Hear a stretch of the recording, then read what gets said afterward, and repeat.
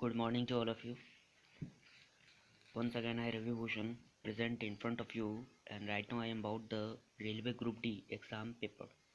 Okay, तो ये जो पेपर है ये एक्सपेक्टेड पेपर किया हुआ है कि इस तरह का पेपर एग्ज़ाम में पूछा जाता है. तो स्टार्ट करते हैं. फर्स्ट क्वेश्चन इज दैट पहला क्वेश्चन है कौन सी धातु कार्बन का प्रयोग करके अपचयन द्वारा प्राप्त नहीं किया जाता है. तो ये होता है सोडियम. ठीक है. नेक्स्ट क्वेश्चन है कौन सा उत्तक पत्तियों में बने खाद्य का पौधों के अन्य भागों में परिवहन करने हेतु जिम्मेदार होता है. तो ये होता है फ्लोएम. ठीक है. थर्ड नंबर क्वेश्चन है चंद्रमा के लिए स्केप वेलोसिटी क्या है. तो स्केप वेलोसिटी जो चंद्रमा का है वो 2.4 किलोमीटर पर सेकंड है. फोर्थ नंबर क्वेश्चन है कौन गुरुत्वाकर्षण के कारण त्वरण के मान को प्रभावित नहीं करता है. तो ये होता है द्रव्यमान. द्रव्यमान जो होता है वो गुरुत्वाकर्षण के कारण त्वरण के मान को प्रभावित नहीं करता है. नेक्स्ट क्वेश्चन जो कि सबसे इजीएस्ट क्वेश्चन है कौन सा अम्ल खट्टे दूध या मट्ठा में पाया जाता है. तो ये होता है लैक्टिक अम्ल. ठीक है. अगला क्वेश्चन है दांत का सबसे कठोर हिस्सा कौन सा होता है. तो वो होता है दंत क्लब. ठीक है. दंत वल्लभ. दंत वल्लभ दांत का सबसे कठोर हिस्सा होता है. सेवंथ नंबर क्वेश्चन है कौन सा विज्ञान हड्डियों के अध्ययन से संबंधित है. तो ये होता है अस्थि विज्ञान. अस्थि विज्ञान जो होता है वो हड्डियों के अध्ययन से संबंधित होता है. नेक्स्ट क्वेश्चन पे आते हैं कोयला प्रसंस्करण में कौन सा उत्पाद प्राप्त किया जा सकता है. ठीक है. तो ये होता है कोक. कोयला से ही प्राप्त होता है जब ये प्रसंस्करण होता है. कोल तार इसी से होता है और कोल गैस ये भी इसी से होता है. नाइन्थ नंबर क्वेश्चन है मानव शरीर में अपशिष्ट उत्पादों को त्यागने की प्रतिक्रिया को क्या कहा जाता है. तो ये होता है मलोत्सर्जन. ठीक है. टेंथ नंबर क्वेश्चन है तेज हवा एक पवन चक्की के ब्लेड को घुमा सकती है क्योंकि इसके पास होती है. इसके पास क्या होती है. तेज हवा जब चलेगी तो इसके पास गतिज ऊर्जा होगा. ठीक है. नेक्स्ट क्वेश्चन किसे दीनबंधु के रूप में जाना जाता है. तो दीनबंधु के रूप में किसे जाना जाता है वो है C.R. दास.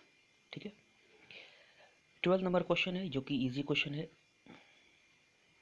लाफिंग गैस का रासायनिक नाम क्या है. तो लाफिंग गैस का रासायनिक नाम नाइट्रस ऑक्साइड है. ठीक.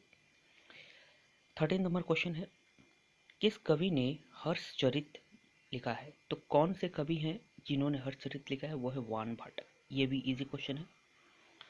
14 नंबर क्वेश्चन है सरकार के किस प्रारूप में शाखाओं को जनता द्वारा चुना जाता है. तो सरकार के किस प्रारूप में शाखाओं को जनता द्वारा चुना जाता है वो है एक लोकतंत्रीय.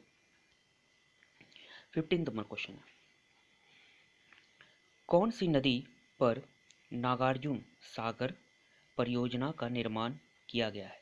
तो ये है कृष्णा नदी पर. ठीक है. इस तरह के क्वेश्चन जो है ये नदी ये बहुत सारा क्वेश्चन पूछा जाता है इस तरह का. ठीक है. 16 नंबर क्वेश्चन है जहाज का तैरना किस सिद्धांत पर आधारित होता है. तो ये आर्किमिडीज सिद्धांत पर आधारित होता है. 17 नंबर क्वेश्चन है कौन सा रूपांतरित चट्टान का उदाहरण नहीं है. तो ऑप्शन बहुत सारा होगा इसका होगा ग्रेनाइट. ठीक है. 18 नंबर क्वेश्चन है सिद्धार्थ यानी बुद्ध को आत्मज्ञान कहाँ से प्राप्त हुआ था या कहाँ से मिला था. तो वह गया से मिला था. गोल्जी निकाय डैश में मदद करती है. तो गोल्जी निकाय किस में मदद करती है. यह भंडारण और प्रोटीन का स्राव. भंडारण और प्रोटीन का स्राव में ये मदद करती है. 20 नंबर क्वेश्चन है ब्रिटेन की राजधानी लंदन किस नदी के तट पर स्थित है. ये भी इजी क्वेश्चन है. ये थेमस नदी के तट पर स्थित है. ठीक है. 21 नंबर क्वेश्चन है कौन ड्रामा श्रेणी में पुलित्जर 2020 का विजेता बना? ये मई का क्वेश्चन, ये करंट क्वेश्चन है। ये है Michael are Jackson. Michael are Jackson जो है वो मई 2020 में ड्रामा श्रेणी के लिए पुलित्जर पुरस्कार से सम्मानित किए गए। Next number question 21।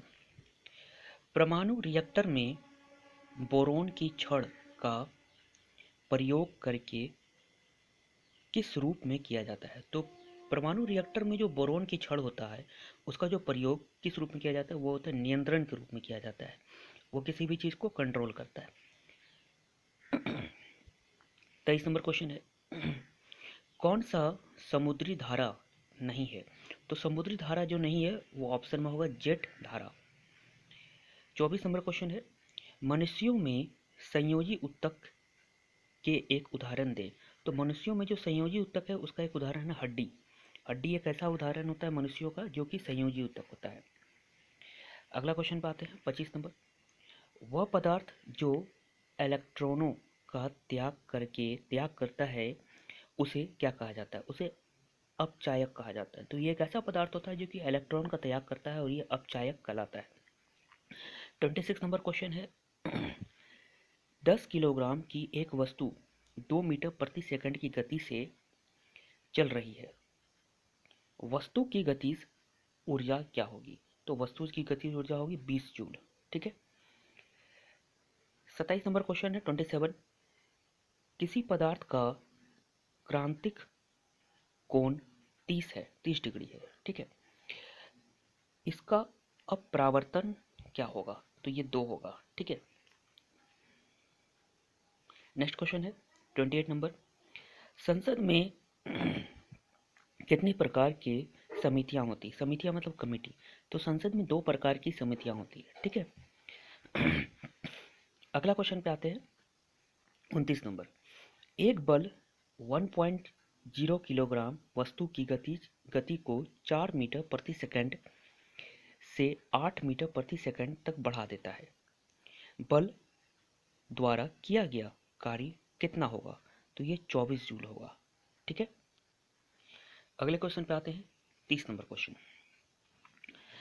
किस राज्य में पुरुषों की पारंपरिक वेशभूषा सोला या फुटवा और एड़ी चादर के नाम से जाना जाता है?